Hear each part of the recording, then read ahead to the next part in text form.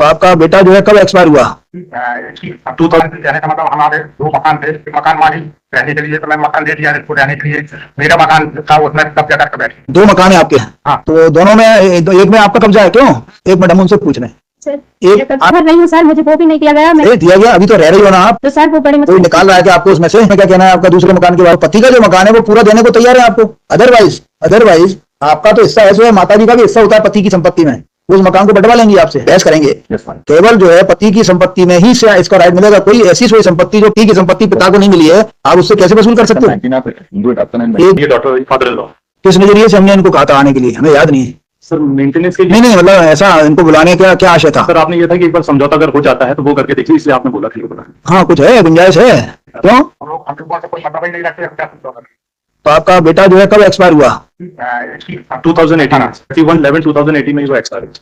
क्या करता था वो? ऑटो चलाता था। ऑटो उसी के नाम का था क्या? ये किराए का चलाता था? मैं खरीद कर दिया आपसे, खरीद कर दिया। आपने खरीद के दिया था? उसी के नाम में था कि आपके नाम में था? नाम तो उसका। कहाँ है ऑटो? अभी लोगों ने बेच रही है टैक्सी के हाथ में। अच्छा, ऑटो अब नहीं है। और क्या है? मकान जाने का मतलब हमारे 2 मकान थे। एक मकान मालिक रहने के लिए, तो मैं मकान दे दिया इसको रहने के लिए। मेरा मकान था उसमें कब्जा करके बैठे। 2 मकान है आपके? मैं क्या ऐसा रहता हूँ। टोटल 2 मकान है आपके? 2 मकान, एक मकान है। एक मकान है सर। वो बोल रहे हैं, अच्छा बोल रहे हैं, उनको बोलने दो। सब लोग मत बोलो। एक मकान नहीं, आप खड़े रहो, मतलब बोले एक ही है ना? हाँ, 2 मकान थे। तो एक मकान कहाँ पे थे 2 मकान? कहाँ पे थे 2 मकान? कटनी में, बजरंग कॉलोनी। कटनी? दोनों मकान अलग अलग थे? एक साथ लगे हुए थे? नहीं, अलग अलग है। बजरंग कॉलोनी कटनी। तो दोनों मकानों का साइज क्या है, क्षेत्रफल क्या है? 50 के दोनों 30-50 के बने हुए। और कितना मंजिल के बने हुए हैं? एक मंजिल के। तो जो बजरंग कॉलोनी में ही दोनों हैं। हाँ। तो दोनों में एक में आपका कब्जा है क्यों? एक मिनट हम उनसे पूछ रहे हैं। एक आराम से, एक मकान में आपका कब्जा है। अच्छा, दोनों मकान किसके नाम के हैं? एक लड़के के नाम का है। तो लड़के के नाम का, मैंने लड़के का नाम क्या है? प्रकाश कुमार। तो एक मकान में आप रह रही हो। जो कोई कुछ नहीं दिया गया सर मेरे देखो, आप बोलती रहोगी, आप केवल जो प्रश्न है उसका उत्तर दीजिए जी। अदरवाइज जो इतने वकील बैठे हैं किसी को भी भेज के दिखवा लेंगे कि आपका कब्जा है कि नहीं। जी। बहुत बड़ा काम नहीं है ये, सत्य को सामने लाना। तो ये एक मकान जो है लड़के के नाम का था, और एक मकान आपके नाम का था। क्या नाम है दूसरा का नाम क्या है आपका? शांति। तो आपका किसी भी मकान पे कब्जा नहीं, आपका कहना ये है? सर मम्मी के नाम पर। एक मिनट, आपसे क्या पूछा? आपका कोई किसी एक मकान पे कब्जा है या नहीं? रह भर रही हूँ सर, मुझे वो भी नहीं दिया गया। मैं दिया गया, अभी तो रह रही हो ना आप। तो सर वो बड़े कोई निकाल रहा है कि आपको उसमें से? नाबालिका में है सर। तो आपको क्या बोल रहा है? आपने कुछ समझाया नहीं इनको कि कोर्ट में सत्य बोलना चाहिए? सत्य बोल रही, कम बोलना चाहिए? बोल रही है, झूठ नहीं बोल रही सर। मेरे पति की एक मकान आपके कब्जे में है ना, अभी रह रही हो ना? सर नाबालिका में मेरे पति के नाम। आप अपने उस मकान में रह रही हो ना? टूटा है सर। उसमें रह रही हो ना? जी रह रही हूँ। बस इतना बोलो अभी। अच्छा, दूसरा मकान किस पे है? हमारी श्रीमती के नाम। नहीं, आपके नाम में, लेकिन वो भी इनके पास ही है। हाँ, वो भी इन्हीं के कब्जे में है। उसके बारे में क्या कहना है आपका? दूसरे मकान के बारे में? पति का जो मकान है वो पूरा देने को तैयार है आपको। अदरवाइज आपका तो हिस्सा है, माता जी का भी हिस्सा होता है पति की संपत्ति में। उस मकान को बंटवा लेंगे आपसे, खड़ी रह जाओगी एक तरफ आप, और कानूनन कुछ मिलना नहीं है आप। अभी यदि ये मकान आपको पूरा मिल जाता है तो राजीनामे का जो है इस तरह का आपका फाइनल कर देंगे और एक मकान की मालिक हो जाओगी आप। अदरवाइज कानूनन उस मकान में भी इनका हिस्सा है, और जो पति की प्रॉपर्टी नहीं है उसमें आपका कोई हिस्सा नहीं है आज के कानून के हिसाब से। बाद में कोई सरकार आपके पक्ष में अलग से कानून ले आए तो उसका पता नहीं। आपको कुछ समझ में आया वकील साहब? इसमें इंटरिम मेंटेनेंस मेरी बात समझिए आप। इंटरिम मेंटेनेंस छोड़िए, ये जो ऑर्डर है गलत है, प्राइमा फेसी। अभी आप बहस करेंगे। केवल जो है पति की संपत्ति में ही से इसका राइट मिलेगा। कोई ऐसी कोई संपत्ति जो पति की संपत्ति पिता को नहीं मिली है, आप उससे कैसे वसूल कर सकते हो? एक भी जजमेंट नहीं बता पाओगे, उसको देख लिया हमने। उसी में लिखा हुआ है, सेक्शन 19 में लिखा। पढ़िए 19 क्या बताइए। सेक्शन 19 की लैंग्वेज अच्छे से समझ लीजिए। वो लैंग्वेज ऐसी नहीं है कि आप जो है पति के मरने के बाद अपने सास ससुर को बर्बाद कर सकते हो। पढ़िए। Maintenance of your daughter in law, a Hindu wife, whether married before or after the commencement of the sex, shall be entitled to be maintained after the death of her husband by her other-in-law. ठीक है। Provided and to the extent that she is unable to maintain herself out of her own earnings or other property, or where she has no property of her own, is unable to obtain maintenance. आगे बढ़िए। Number A, from the estate of her husband or her father or mother, or B, from her husband और her father माने उसके जो भी father और mother होंगे। ये कह रही है ना, तो वो देने को तैयार है। एक मकान 30 बाई 50 का। एक मकान में रह रही हैं तो क्या करे, रहने के साथ खाने पीने का? पूरा नहीं दे रहा सर। अब आप नहीं पूरा देंगे तो रही है, पूरा देंगे। 30-50 का भी पूरा नहीं दे रहा सर, जो मेरे पति के नाम पे है। आधा 30 बाई 50 का पूरा देंगे ना, कह तो रहे हैं। बोल तो अभी आधा बोल रही हूँ, आधा देंगे। नहीं, पूरा मिलेगा आपको। पूरा कौन सा वाला लेना है? जहाँ हम रह रहे हैं कोई वाला पूरा। 30 बाई 50 का पूरा मिलेगा आपको। मेरा लड़का का है। लड़के वाला पूरा मिलेगा आपको, उसमें गड़बड़ी नहीं कर सकते। इस पर विचार कर लीजिए वकील साहब, इसको एडजन कर देते हैं अभी 1-2 दिन के लिए। अदरवाइज वो इसमें क्या ऑर्डर लगाया हुआ मैडम?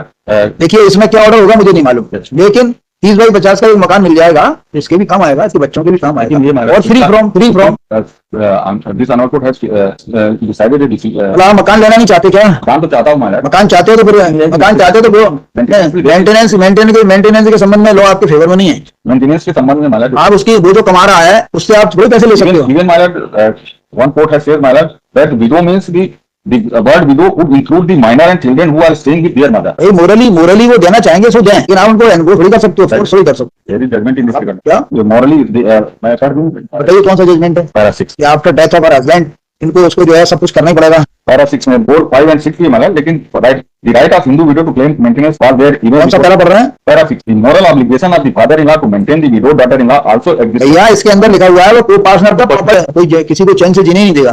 ऐसा नहीं, आपको आप बोलने की जरूरत नहीं है आपको। सर मेरे बच्चों को पालन पोषण का लगा 6 महीना हो गए, इन लोग कुछ भी नहीं दे रहा मेरे लिए। अरे आपको मकान मिल तो रहा है, उस मकान में आगे किराएदार बसा दीजिए, और सारे इनसे लोन ले लीजिए, आप कुछ काम करिए, ऐसा थोड़ी होता है। मारते सारे लोग मेरे को, मेरे पास गाली के लोग बहुत मारे गए, यहाँ जाके इन लोग आप कुछ काम भी करिए, ऐसा थोड़ी होता है कि अब इनके ऊपर भरोसे रहोगी। पति एक्सपायर हो गया, मकान छोड़ेगा आपके लिए, दे रहे हैं, क्लियर कर रहे हैं मकान, और क्या चाहिए भाई? सर अभी मेरा 6 महीना का खर्चा लगा है, और इन लोग को मेरे बच्चों के लिए दिलवाइएगा। इन्होंने जो इससे मांगा हुआ मैंने उसका compliance नहीं किया। निकलेगा अभी तक इन्होंने एक भी मेंटेनेंस नहीं कुछ नहीं किया सर, मेरे को दिया कुछ नहीं। 10,000 का आदेश तो अलग बात है, पहले आपस में ही देखो मकान चाहिए या नहीं चाहिए, बकाया इसका डिसीजन हम कर देंगे, हमें कोई प्रॉब्लम थोड़ी है। वो तो इनके इंटरेस्ट में ये इनको बुलाया था कि अल्टीमेटली क्या हो सकता है, और बकाया कुछ इनके बच्चों के लिए क्या मन में इच्छा है वो कर दीजिए,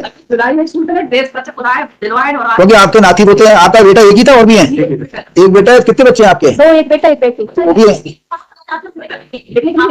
जो उनकी मदद कर सकते हो वो करो, कोई बुराई नहीं है, उसको भी विचार कर ले, जो आपकी इच्छा से, जो आपकी। सर मेरे बच्चे आए हैं, बच्चों से कुछ नहीं। अरे जब अभी क्या आप लोगों बच्चों की छुट्टी है, मैं झूठ बोल रही हूँ। अभी आप लोगों के संबंध में तनाव है, जिस दिन तनाव खत्म हो जाएगा तो एक समस्या खत्म हो जाएगी, फिर ये जो अपनी गोदी में बैठा के खिलाया करेंगे, वो कहते रहे लड़कियों के नाम पर पूरी प्रॉपर्टी कर देंगे, कुछ नहीं बचेगा तो क्या मिलेगा मेरे लड़के को? सारे नखेत भी बैठे हैं, इनके पास बहुत सारा है, बहुत सारा है सर, मैं बोल रही हूँ मेरे बच्चे हैं। आप अपना देखो, दूसरों की तरफ मत। एक मकान बहुत होता है 30 बाई 50 का, कई लोगों के पास नहीं है एक मकान। मेरी लड़की विधवा है, हिसाब से नहीं है। ठीक है, आप लोग ध्यान रखिए, कानून से जो इनको मिल सकता है देख लीजिए। कौन सी तारीख लगा दें? नेक्स्ट वीक कर दे list in the week commencing from 4 लगा दें, 4 या तारीख लगा दें 4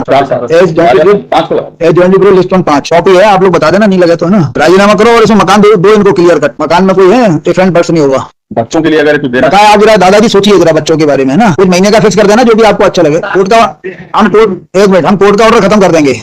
आप अपने मन से चूंकि आप पेंशनर हो और आपको करना क्या है, दो जो है मियाँ बीवी हो आप। अरे आपकी बच्चियां हैं, वो भी तो उनके हाथ पैर हैं, करेंगी वो कुछ। शादी करूंगी तो पैसा कहाँ से लेते आओ? थोड़ा बहुत कुछ देते रहना, अभी ना थोड़ा बहुत देते रहना, कभी नहीं, थोड़ा बहुत विचार कर लेना है। दे देंगे सर, बैठ हो गया, हम हो गया 50 रुपए, आप बता दीजिए क्या आता है, बच्चे खड़े। आप बात करना, थोड़ा विचार करो।